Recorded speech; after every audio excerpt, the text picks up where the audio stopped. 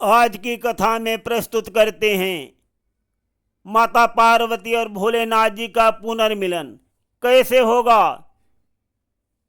भोलेनाथ जी कामदेव को जला करके छार कर देंगे। ब्रह्मा जी के विलाप करने पर कैसे देंगे कामदेव को वरदान, जानिए कथा में सारा हाल। ब्रह्मा जी से वरदान पाकर जब तारक असुर ने स्वर्ग पर अधिकार कर लिया, देवतागण भाग करके इधर उधर छिप गए और ब्रह्मांड में जो है वो त्राही त्राही मच गई। चारों तरफ त्राही त्राही मच गई। देवतागण ब्रह्मा जी के पास गए। ब्रह्मा जी ने बताया कि महादेव का पुत्र ही तारक असुर का वध कर सकता है। ऐसा तारक असुर ने वरदान मांग लिया है मुझसे। तो देवता बोले, माता सती ने तो आत्मदाह कर लिया है, भोलेनाथ जी तो ध्यान में लीन हैं, कहां से आएगा भोलेनाथ जी का पुत्र।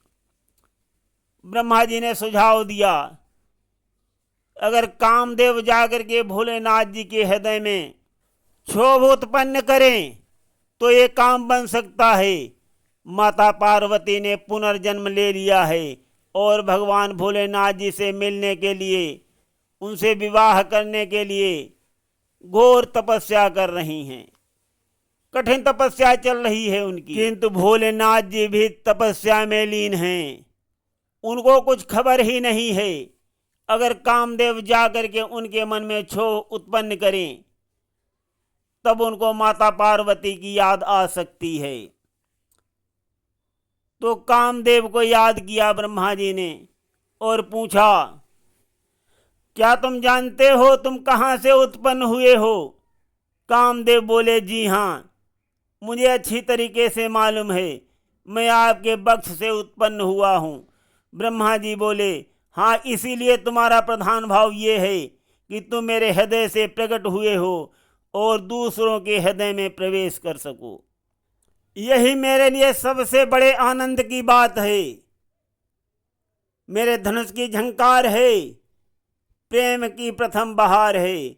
मेरा बाण किसी को घायल करता है, वो भावना उस व्यक्ति के अंदर फूल की पंखुड़ियों की तरह उभरती है और उसे मिलन की ओर ले जाती है, जहाँ से नई सृष्टि का उदय होता है। और जब भी ऐसा होता है मैं परम पिता बन जाता हूँ, मैं ब्रह्मा हो जाता हूँ और तुम्हारे लिए मेरे पास एक बहुत बड़ा काम आ पहुँचा है। क्या तुम वो काम कर सकोगे? ये सुनकर कामदेव बोले, मुझे बहुत प्रसन्नता होगी, किंतु किसको लक्ष्य बनाना है? मेरे बाण जो हैं किसी के भी हृदय को घायल कर सकते हैं, कोई भी हो। ये सुनकर के ब्रह्मा जी बोले, क्या ये बाण महादेव जी के हृदय को बीध सकते हैं? महादेव जी का नाम सुनकर कामदेव जो है वो घबरा गए। उनका चेहरा मुरझाने लगा, गला सूख गया और बोले, वो सती की मृत्यु से पहले ही बहुत पीड़ित हैं और उन पर यह प्रयोग करना बहुत ही अनुचित है। और परमपिता महादेव जी ने आपको कामुकता प्रदर्शन के लिए बहुत दंडित किया था, अब आप उन्हीं के भीतर काम का संचार करना चाहते हैं। ब्रह्मा जी ने कामदेव को तारक को मिले वरदान और आदिशक्ति के पुनर्जन्म के बारे में बताया। कहा कि आदिशक्ति का पुनर्जन्म हो गया है। ये सुनकर कामदेव ने कहा, उनका नाम क्या है? ब्रह्मा जी ने कहा, पार्वती, और दूर से स्थान भी बता दिया जहां माता पार्वती महादेव के ध्यान में लीन हैं।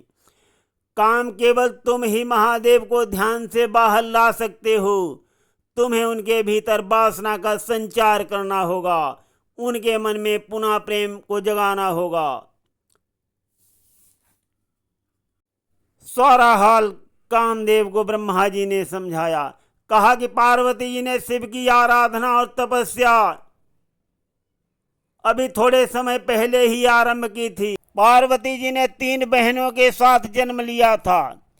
पहली बहन जो थी वो कुटिला नाम की थी, वो बहुत ही अहंकारी थी, इसलिए मैंने उसको श्राप दे दिया। और मेरे श्राप के कारण वो नदी बनकर बहने लगी। दूसरी बहन रागिनी नाम की थी, जो बहुत ही दुर्बल थी, उसको मैंने संध्या होने का श्राप दे दिया। इस कारण पार्वती को उनके माता पिता ने बहुत रोका कि कहीं मत जाओ, घर में रहो। परंतु माता पार्वती ने शिव की तपस्या करने के लिए मन में ठान लिया और माता पिता से कह दिया कि मेरा आदिशक्ति का अवतार है और मैं शिव के अलावा और किसी की हो नहीं सकती। और उन्होंने अपने माता पिता को नारद मुनि की भविष्यवाणी भी समझाई। कहा कि क्या आप लोग भूल गए हैं जो नारद मुनि ने मेरी जन्म कुंडली देखकर कहा था कि मेरा जन्म शिव की पत्नी बनने के लिए ही और उनमें विलीन हो जाने के लिए ही हुआ है। मैं बचपन से ही कैलाश पर महादेव जी के साथ रहने का स्वप्न देख चुकी हूँ। आप लोग शोक मत कीजिए, मुझे आशीर्वाद दीजिए जिससे मैं अपना अस्तित्व पहचान सकूं। और ये समझा करके उन्होंने अपने माता पिता को वापस भेज दिया और तब से महादेव की तपस्या में लीन हो गई हैं। ब्रह्मा जी की बात को सुनकर कामदेव ने उनकी ओर देखा, तभी उनकी दृष्टि महादेव पर पड़ी, जिसे देख करके कामदेव भयभीत हो गई। वो महायोगी ध्यान की मुद्रा में स्थिति बैठे थे और उनकी आंखें जो थी वो बंद थीं, बाहें तनी हुई थी, रीढ़ बिल्कुल सीधी थी। वो दुख में ऐसे डूबे थे मानो पत्थर से लहू रिस रहा हो। कामदेव भय से कांपने लगे। उनकी अंगुलियां बाण नहीं उठा पा रही थी, किंतु ब्रह्मा जी के शब्द कामदेव का हाथ पकड़कर धनुष की प्रत्यंचा चढ़ा रहे थे। कामदेव ने निशाना साधा और बाण छोड़ दिया।